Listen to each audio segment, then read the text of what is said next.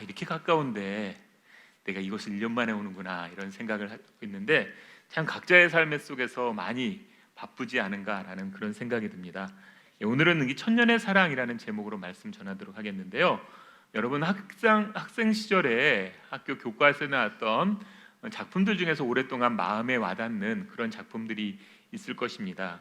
저 같은 경우에는 황순원 씨의 소나기라는 소설, 또는 김소월 시인의 진달래꽃, 그리고 수필에서는요 피천득 씨의 인연이라고 하는 수필이 굉장히 오랫동안 남아 있는데, 의외로 이 피천득 씨의 인연이라는 수필은 기억을 못 하시는 분들이 많이 있더라고요. 혹시 여러분도 기억 잘 안 되시나요? 예, 여러분의 교과서에는 없으실 수도 있습니다. 제가 썼던 교과서는 있었는데요. 이런 내용입니다. 피천득 씨가 젊은 시절부터 20여 년의 시간에 걸쳐서 일본 여자였던 아사코라고 하는 사람과의 3번의 만남을 아주 간결하게 기록하고 있는 건데요. 내용이 이렇습니다. 피천득 씨가 17살에 일본에 유학을 하게 되었는데요. 그때 머물던 집에 초등학생 1학년 꼬마가 아사코라고 하는 아이였습니다. 아주 큰오빠 여동생처럼 친하게 지냈고요. 그러다가 다시 한국에 돌아왔다가 다시 일본을 방문했을 때는 대학교 3학년이 된 이 아사코를 만나게 됩니다. 그때도 예전의 기억을 떠올리면서 아주 재밌게 두 사람이 만나게 되고요. 그리고 나서 다시 한국에 왔다 3번째 방문했을 때는 아사코가 일본계 2세 남자와 결혼을 한 그런 상태였습니다. 그래서 아사코 부모에게 졸라서 아사코가 살던 집에 가게 되는데요. 그때는 30대의 젊은 나이였는데 표현이 굉장히 인상 깊은 표현을 사용하면서 아사코의 모습을 묘사하는데, 백합처럼 시들어가는 모습이라고 이렇게 표현하고 있습니다. 애기 예쁠 때, 젊었을 때의 아름다움, 이런 것들이 지나고 나서 이제는 점점 나이를 먹어가는 모습을 이렇게 했는데요. 이때는 나이를 먹어서 대면대면한 그런 이야기가 오고 가고, 결국에는 악수도 없이 절만하고 헤어졌다라고 하면서 이런 마지막 문장을 남기고 있습니다. 그리워하는데도 한 번 만나고는 못 만나게 되기도 하고, 일생을 못 잊으면서도 아니 만나고 살기도 한다.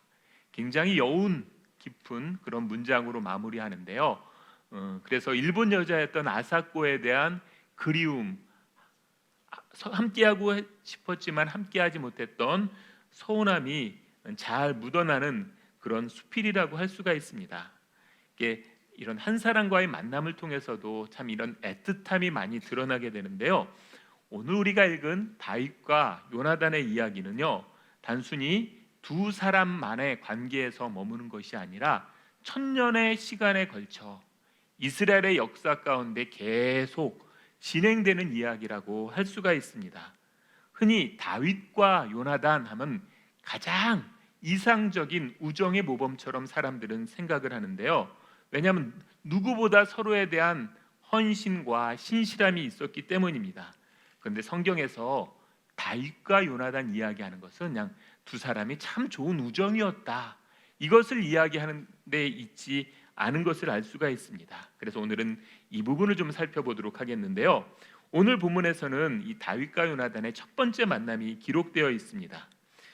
골리앗과의 전쟁에서 승리했던 다윗을 보면서 하나님의 살아계심을 이렇게 압도적으로 드러냈던 다윗을 향해 요나단은 자기 생명처럼 사랑하였다라고 이야기합니다. 그래서 하나님 앞에서 언약을 맺고 서로에 대한 인애를 다짐하는데요. 3절 말씀에는 이렇게 기록되어 있습니다. 요나단은 다윗을 자기 생명같이 사랑하여 더불어 언약을 맺었으며, 언약을 맺었다라고 이야기합니다. 그래서 성경에서는 이 언약의 의미가 굉장히 중요합니다.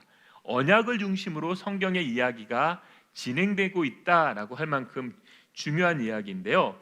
이렇게 언약을 맺은 당사자들끼리 자신의 역할을, 도리를 다 하는 것을 헤세드를 행했다라고 표현을 합니다. 그래서 여러분 히브리어는 다 모르셔도 되는데요. 이 헤세드라고 하는 히브리어는 여러분 잘 기억하시면 좋을 것 같습니다. 헤세드가 보통 어떤 단어로 번역이 되냐면은 인애라는 단어로 번역합니다. 성경의 찬송가에도 인애하신 구세주여 이렇게 찬양하듯이 이런 하나님의 성품 중에 하나를 묘사하는 말인데요. 이 말 말고도 은혜, 은총, 자비, 인자, 호의, 친절, 긍휼 이런 여러 가지 단어로 번역합니다. 왜냐하면은 헤세드가 어느 한 단어로 번역하기는 굉장히 풍성한 의미를 지니고 있기 때문입니다. 어쨌든 이 다윗과 요나단의 우정은요, 우리가 생각하는 우정 이상의 이 헤세드의 관계다라고 할 수가 있습니다. 그리고 다윗과 요나단 사이의 헤세드에서 끝나는 것이 아니라 이스라엘 역사를 관통하면서 하나님의 구원을 이루는 도구로 사용되는 것을 볼 수가 있는데요. 그래서 다윗과 요나단이 서로 만나 언약 관계를 다짐하는 내용이 사무엘상 20장에도 나오는데요. 이 42절에서는 이렇게 이야기합니다. 요나단이 다윗에게 이르되 평안히 가라. 우리 두 사람이 여호와의 이름으로 맹세하여 이르기를 여호와께서 영원히 나와 너 사이에 계시고 내 자손과 내 자손 사이에 계시리라. 영원히 나와 너 사이에 계시고, 우리 관광지에 가면은 뭐 열쇠 같은 거 걸어놓고, 자물쇠 같은 거 걸어놓고 우리 사랑 영원히 이런 거 해놓은 경우를 보죠. 혹시 여러분도 하셨나요? 저는 근데 그런 거를 볼 때마다 뭐 자기들이 몇십 년 살다가 죽을 건데 무슨 사랑이 영원할 수 있나, 저는 그렇게 이성적으로 생각을 하는데요. 다윗과 요나단의 이 헤세드는요, 진짜 영원에 걸쳐, 수백 년 수천 년의 시간에 걸쳐 이어지는 것을 볼 수가 있습니다. 그래서 두 사람이 아니라 다윗의 후손, 요나단의 후손을 걸쳐 이어지면서 서로에 대한 헤세드를 행하고 있는데요. 어떻게 이스라엘 역사 가운데 이 헤세드가 나타나는가 생각해 보도록 하겠습니다. 이스라엘 역사를 관통하는 다윗과 요나단의 헤세드, 첫 번째는 당연히 다윗과 요나단 사이의 헤세드라고 할 수가 있는데요. 요나단이 다윗을 사랑해서 하나님 앞에서 언약을 맺으면서 행했던 행동이 4절에 이렇게 기록되어 있습니다. 요나단이 자기가 입었던 겉옷을 벗어 다윗에게 주었고 자기의 군복과 칼과 활과 띠도 그리하였더라. 이게 그냥 서로 언약을 맺었으니까 조금 선물 주자 이런 개념으로 생각하기 쉽지만은요, 문화적인 의미에서는 좀 다른 의미가 있습니다. 여기서 겉옷이라고 번역된 히브리어는 왕이 입는 겉옷을 표현할 때 사용하는 단어입니다. 그러니까 요나단이, 왕자였던 요나단이 자신의 겉옷을 다윗에게 주었다는 의미는요, 왕위를 넘겨줄 수도 있다라는 상징적인 행동입니다. 또 군복과 칼과 활과 띠도 건네주었다고 하는데요, 언제 사람이 다른 사람에게 군복이나 칼이나 활과 띠를 넘겨주냐면은 항복할 때입니다. 그러니까 요나단이 다윗에게 자신의 옷과 칼과 띠를 건네줬다는 이야기는요, 단순히 호의를 베풀었다 이 정도의 의미가 아니라 자신의 안전까지, 또 자신의 왕위까지 기꺼이 다윗에게 넘겨줄 수 있다라는 그런 엄청난 상징적 행동이라고 할 수가 있습니다. 근데 여러분, 요나단이 이때 사무엘상 앞부분에 보면은요, 블레셋과 이스라엘과의 전쟁에서 용감하게 앞서서 싸워가지고 이스라엘을 승리로 이끌게 됩니다. 그러면서 많은 이스라엘 사람들에게 왕의 아들로서, 사울의 차기 왕으로서 이미지를 잘 각인시켜 사울이 죽은 이후에는 왕이 1순위가 되는 그런 상황이었습니다. 그런데 그랬던 요나단이 골리앗을 무찌르는 다윗을 보면서 기꺼이 내 왕위까지 다윗에게 줄 수 있다라는 상징적인 행동을 하는 것입니다. 근데 여러분, 이때요, 이렇게 골리앗을 이기고 사람들에게 이미지가 높게 세워졌던 모습을 보면서 사울 왕은 자신의 왕위가 위협받을 것을 염려하여서 죽이려고 합니다. 반면에 그 아들이었던 요나단은 자신이 왕이 될 수 있음에도 불구하고 기꺼이 그것을 포기하고 다윗에게 넘겨주는 정반대의 행동을 하는 것을 볼 수가 있습니다. 그런데 여러분, 더 놀라운 것은 무엇이냐면요, 사울이 다윗을 죽이려고 하자 다윗이 요나단을 찾아서 이렇게 호소를 하는데요, 이 호소의 내용을 보면은 조금은 다윗이 좀 뻔뻔하지 않나라는 생각이 듭니다. 8절 말씀인데 이렇습니다. 그런즉 바라건대 내 종에게 인자하게 행하라. 내가 내 종에게 여호와 앞에서 너와 맹약하게 하였음이니라. 사울이 날 죽이려고 하니까 너 나에게 인자 베풀어 달라라고 이야기합니다.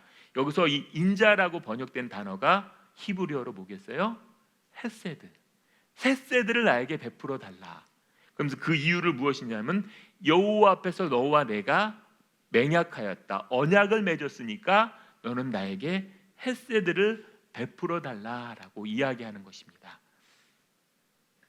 근데 그 이야기를 듣는 요나단이 누구냐면은 사울을 이어 왕이 될 수 있는 사람입니다. 그러니까 이런 다윗의 요청을 듣고 요나단이 다윗을 도와주면은 너 왕이 되는 거 포기하고 나 살려줘. 나 죽지 않도록 도와줘. 내가 왕이 되도록 너 협조해줘라는 이런 어떻게 보면 뻔뻔한 만큼 강력한 요구라고 할 수가 있습니다. 그 이유가 무엇이냐면요, 우리는 하나님 앞에서 언약을 맺었잖아. 이 이야기를 하는 것입니다. 단순히 인간적인 호감에 의해서 언약을 한 것이 아니라 하나님 앞에서 하나님 뜻에 순종하고자 우리 헌신을 다짐했으니 헤세드를 베풀어 달라라고 이야기하는 것입니다. 그래서 성경에서 말하는 다윗과 요나단의 관계는요, 단순한 우정의 개념이 아니라 하나님 앞에서 하나님의 뜻을 이루고자 기꺼이 자신의 모든 기득권을 내려놓는 그러한 하나님 앞에서의 순종, 헌신이라고 할 수가 있습니다. 만약에 이때 요나단이 다윗을 돕지 않았으면은 뭐 역사에는 가정이 없다고 하지만은 가정적으로 생각해 보면 다윗은 100% 사울의 칼에 맞아 죽을 수밖에 없었고요. 요나단이 아버지를 이어 이스라엘의 왕이 되었을 것입니다. 그러나 요나단은 기꺼이 자신의 왕위를 포기하고 다윗에게 헤세드를 베풀고 있는 것을 볼 수가 있습니다. 그래서 요나단은 결국 이후에 블레셋과의 전쟁에서 전사를 함으로 생을 마감하게 되는데요. 이 요나단의 죽음을 들었던 다윗은 슬피 울면서 사무엘하에서 이렇게 노래하고 있는 것을 볼 수가 있습니다. 우리 사무엘하 1장 26절을 같이 읽어보겠습니다. 내 형 요나단이여, 내가 그대를 애통함은 그대는 내게 심히 아름다움이라. 그대가 나를 사랑함이 기이하여 여인의 사랑보다 더하였도다. 다윗의 고백처럼요, 다윗을 향한 요나단의 헤세드는 남녀간의 사랑을 뛰어넘는 희생과 헌신의 사랑이었다고 할 수가 있습니다. 근데 이 구절을 두고요, 여러분 테드 제닝스라고 하는 신학자가 있는데 동성애를 지지하는 구절이다라고 이야기를 합니다. 다윗과 요나단이 동성애 관계였기 때문에 이렇게 헌신한 것이다 이야기하는데요, 저는 이것은 동성애를 지지하고자 성경을 억지로 깨어 맞춘 논리라고 생각하는데요, 흔히 우리 속담에도 모 눈에는 모만 보인다는 것처럼 동성애의 안경을 끼고 보니까 다윗과 요나단의 관계가 동성애처럼 보이는데요, 이거는 이 언약 신학이라고 하는데요, 언약 신학 관점에서 보면은 동성애를 이야기하는 것이 아니라 하나님 앞에서 언약을 맺고 그 언약을 통해 하나님의 뜻이 이루어지기를 위하는 굉장히 신앙적인, 단순한 인간적인 우정을 뛰어넘는 헤세드의 모습이라고 할 수가 있습니다. 이스라엘 역사를 관통하는 다윗과 요나단 사이의 헤세드 두 번째는 다윗과 무비보셋 사이의 헤세드입니다. 다윗과 무비보셋 사이의 헤세드. 요나단의 헌신적인 헤세드에 의해서 왕위에 올랐던 다윗은요, 요나단의 헤세드를 잊지 않았습니다. 그래서 요나단의 아들에게 내가 은총을 베풀겠다라고 하면서 후손을 찾으니까요, 무비보셋이라고 하는 요나단의 아들을 찾아내게 되었습니다. 그런데 여러분, 당시에는요, 반란을 일으키면 삼족을 멸하고요, 왕이 되면은 이전 왕조의 후손들은 다 가족은 몰살시키는 게 일반적이었습니다. 왜냐하면 언제든지 반란을 일으켜서 자신이 몰락할 수 있는 잠재적인 위협이 되었기 때문에. 그러나 다윗은 무비보셋을 이런 잠재적인 위험으로 여기지 않고요, 오히려 은혜를 베풀고 있는데요. 무비보셋을 불러서 떨며 나오는 무비보셋에게 다윗은 이렇게 이야기합니다. 다윗이 그에게 이르되 무서워하지 말라. 내가 반드시 내 아버지 요나단으로 말미암아 내게 은총을 베풀리라. 그래서 은총이 히브리어로 뭐겠어요? 헤세드입니다. 너에게 헤세드를 베풀 것이다. 이유는 내 아버지 요나단 때문에 너에게 헤세드를 베푼다. 근데 여러분, 요나단은 다윗을 도와주었지만은요, 무비보셋의 할아버지였던 사울 왕은 다윗을 죽이려고 했습니다. 이게 무비보셋을 향한 양가 감정이 있었을 거예요. 자신을 그토록 아무 죄가 없는 자신을 죽이려고 했던 사울의 손자로 볼 수도 있고요, 자신에게 엄청난 희생의 사랑을 해줬던 헤세드를 베풀어줬던 요나단의 아들로도 볼 수가 있었습니다. 그런데 다윗은 무엇을 선택하냐면요, 요나단을 생각해서 내가 너에게 헤세드를 베풀겠다라고 이야기하는 것입니다. 그래서 결국 이 무비보셋은 다윗의 식탁에까지 앉는데요, 그냥 맛있는 거 많이 먹었다 이 의미가 아닙니다. 다윗의 식탁에 앉았다는 것은요, 다윗의 아들들 왕자처럼 되었다라는 신분의 상승을 이야기하는 것입니다. 단순히 그 다윗과 요나단에서 시작된 이 헤세드가 여기서 끝나는 게 아니라요, 이때부터 약 70여 년이 흐른 뒤에도 나오는데요, 이스라엘 역사를 관통하는 다윗과 요나단 사이 헤세드 세 번째인데 바로 유다 지파와 베냐민 지파 사이의 헤세드입니다. 다윗이 어느 지파인지 아시나요? 유다 지파입니다.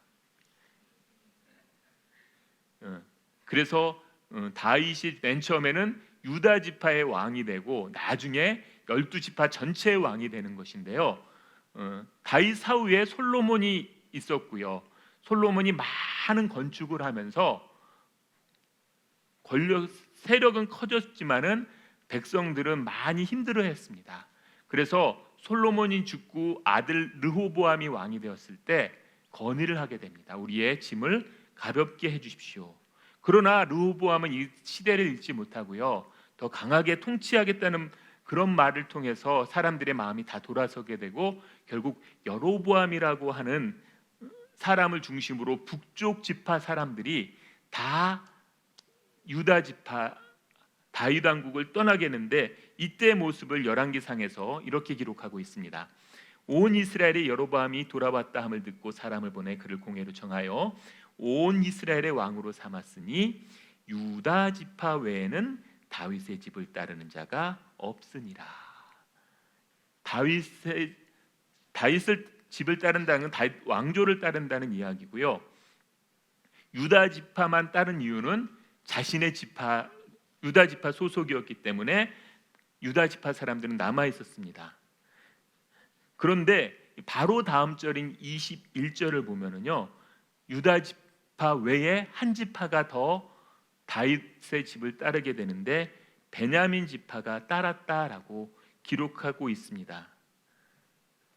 그래서 베냐민 지파가 다윗의 집을 따른 것은 단순히 다윗에 대한 헌신이라기보다는요, 하나님께서는 다윗의 후손을 통해 이 땅을 축복하겠노라라는 다윗 언약에 대한 약속을 붙들은 것이라고 할 수가 있습니다.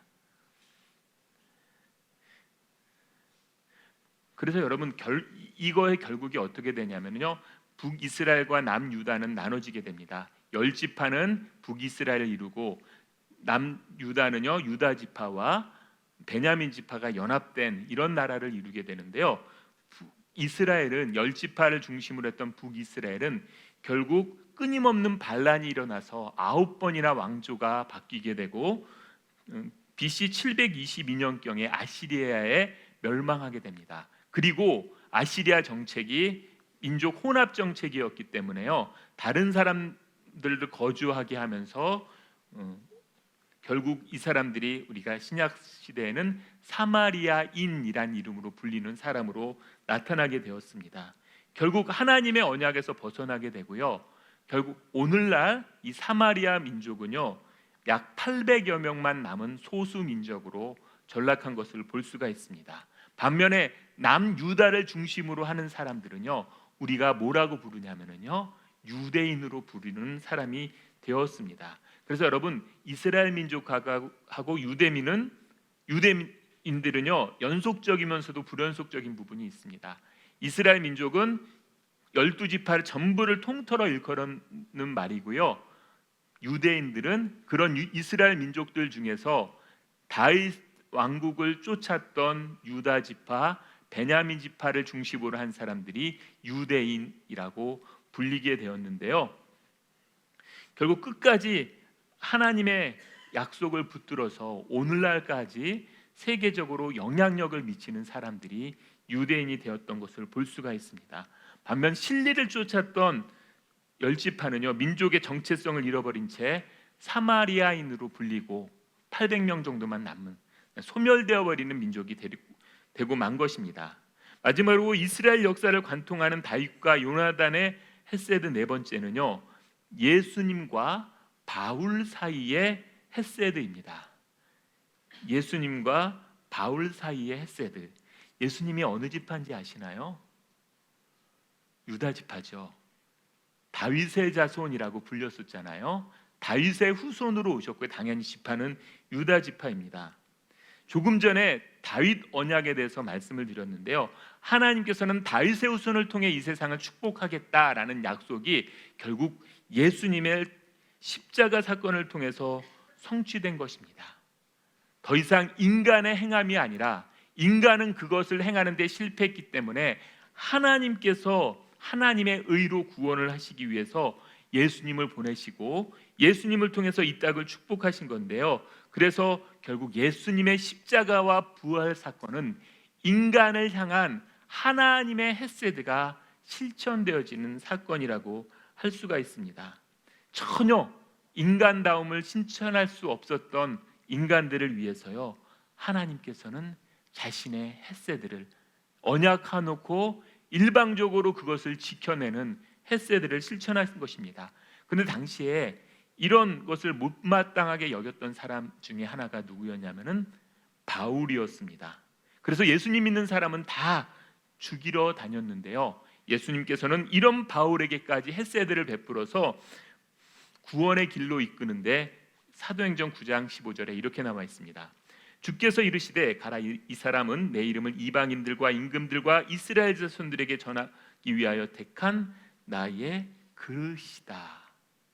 단순히 구원하실 뿐만 아니라요, 사도하면은 예수님의 12제자를 중심으로 이루어졌는데 예수님의 제자가 아니었음에도 불구하고 바울을 사도로 세워주셨습니다. 핍박자에서 증인으로 바꿔주는 헤세드를 베풀어주고 있는 것인데, 바울이 어느 지파 사람일까요? 상식적으로 제가 베냐민 지파 사람입니다. 사도행전에 보면은 나는 베냐민 지파 사람으로서 길리기아 다윗에서 났다, 이런 표현이 나오죠. 다윗의 후손으로 오신 예수님께서는요, 베냐민 지파 출신의 바울을 용서하시고 구원을 이끌어 준 것입니다. 이런 예수님의 헤세드를 경험했던 바울은 평생 예수님의 부활의 증인으로 충성되이 역할을 다하게 되는데요, 어떻게 보면 바울의 이런 충성스러움은, 열심은요, 원수였던 자신 같은 자들에게 헤세드를 베풀어 주신 그것을 경험했기 때문에 끝까지 그 책임을 다한 것인데요. 사도행전에 바울의 고백이 굉장히 많이 나오는데 에베소 장로들을 불러 모아서 했던 사울의 고백이 저는 이 대학생 시절부터 너무 인상 깊게 남아 있는데요. 사도행전 20장 24절에 나와 있는 바울의 고백을 우리 같이 한번 읽어보겠습니다. 내가 달려갈 길과 주 예수께 받은 사명 곧 하나님의 은혜의 복음을 증언하는 일을 마치려 하면은 나의 생명조차 조금도 귀한 것으로 여기지 아니하노라. 나의 생명조차 귀한 것으로 여기지 않겠노라. 이때의 고백을 품고요 평생 복음을 전하다가 결국 사도 바울은 로마의 사형수로 생을 마감하는 것을 볼 수가 있습니다. 다윗과 요나단 사이에서 시작됐던 이 헤세드가요 다윗과 무비보셋으로 유다 지파와 베냐민 지파의 연합으로 그리고 1000년을 지나 예수님과 바울 사이의 헤세드로 연결되고 있습니다. 그래서 시간을 재보니까 1000년이더라고요. 그래서 제가 1000년의 사랑이라고 이야기했는데요. 그러나 최고의 헤세드를 실천하신 분은요 바로 하나님이십니다. 언제 그것을 약속하셨냐면은 아담이 선악과를 따먹고 타락하는 그 순간에 하나님께서는 자신의 헤세드를 실천하겠노라고 약속하고 있는 구절이 창세기 3장 15절인데요. 성경을 연구하는 사람들이 이것을 원복음 또는 원시복음이라고 하는데요. 창세기 3장 15절을 제가 읽겠습니다. 내가 너로 여자와 원수가 되게 하고 내 후손도 여자의 후손과 원수가 되게 하리니 여자의 후손은 내 머리를 상하게 할 것이요 너는 그의 발꿈치를 상하게 할 것이니라. 여자의 후손 예수님을 통해서 사탄의 세력을 멸하고 인간을 구원하겠노라라는 최초의 복음이 여기에서 소개되고 있는 것을 볼 수가 있습니다. 복음이 소개되는 최초의 순간은요 어떤 순간이냐면은 인간이 최초의 타락하는 순간 그곳에 하나님의 복음이 소개되고 있는 것을 볼 수가 있습니다. 인간의 반역의 현장에서요 하나님 되심을 다하겠노라 헤세드를 이야기하고 있는 것인데요. 그런데 이 약속은 단순히 창세기에만 나오는 것이 아니라요 에베소서에 보면은 하나님의 구원은 창세전에 우리를 택하셨다라고 하면서 영원 전으로 확장하고 있는 것을 볼 수가 있습니다. 그래서 인간을 향한 하나님의 사랑은요 창세기가 아니라요 영원 전에서부터 시작돼서 영원까지 계속되는 영원한 사랑이라고 할 수가 있습니다. 그래서 예레미야 31장 3절에 아주 중요한 구절이 나오는데요. 우리 같이 한번 읽어보겠습니다. 옛적에 여호와께서 나에게 나타나사 내가 영원한 사랑으로 너를 사랑하기에 인자함으로 너를 이끌었다 하였노라. 하나님께서 영원한 사랑으로 우리를 사랑하신다라고 하면서 인자함으로 우리를 이끌었다. 여기서 인자함이 히브리어로 뭘까요? 헤세드입니다. 우리를 향한 하나님의 헤세드는요 이런 영원한 사랑에서 시작이 되었고요 영원히 계속되는 헤세드입니다.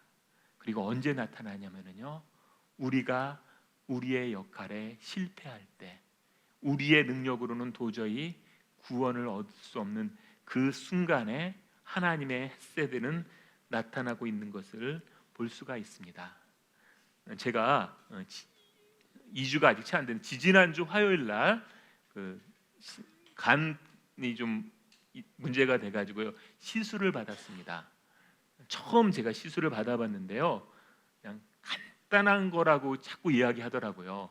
그래서 정말 간단하구나 생각하고 수술대에 누웠다가 딱 마취가 깨면서 처음 느낌이 죽을 것 같더라고요. 너무 아팠어요. 그러면서 침대에 누워가지고 들었던 생각이 내가 20여 년 넘게 그렇게 무수히 많이 입원하신 분들, 수술하신 분들을 찾아다니며 위로한다고 했는데 내가 그분들 마음 잘 몰랐구나. 이렇게 아팠대. 내가 이걸 진지하게 한번 경험했다면은 그 많은 성도님 대할 때 다르게 대했을 텐데 라는 이런 생각이 들더라고요. 결국 사람은 아무리 최선을 다해서 공감하려고 하고 같은 걸 느끼려고 해도 잘 안 되더라고요. 근데 하나님께서는요 인간이 타락하여 인간됨을 실천하지 못할 때 실패하고 타락하는 그 순간에 하나님의 헤세드를 베풀어 주시고요 하나님께서는 자신이 고통당하는 것을 선택하셨습니다. 자신의 독생자를 죽이는 고통을 선택을 통해서 우리에게 헤세드를 실천하시고 계신 것을 볼 수가 있습니다. 예수님은 친히 자기가 십자가의 고통을 당하면서 우리의 고통을 해결하시기 위해 그 고통을 선택하셨습니다.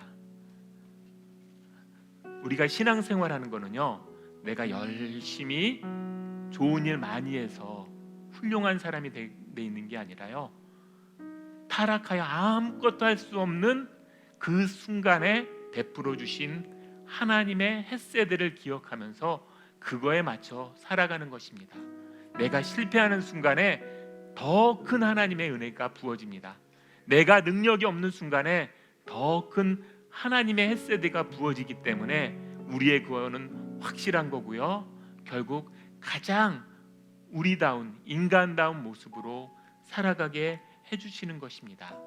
그래서 약할 때 우리는 우리의 약함을 자랑할 수 있습니다. 바울처럼. 왜냐하면 약할 때 하나님의 은혜가 온전히 드러나기 때문입니다. 이 하나님의 은혜, 하나님의 햇새들을 붙들고 끝까지 믿음의 길을 가셨으면 좋겠는데요, 우리 이 하나님의 사랑을 생각하며 같이 찬양 드리도록 하겠습니다.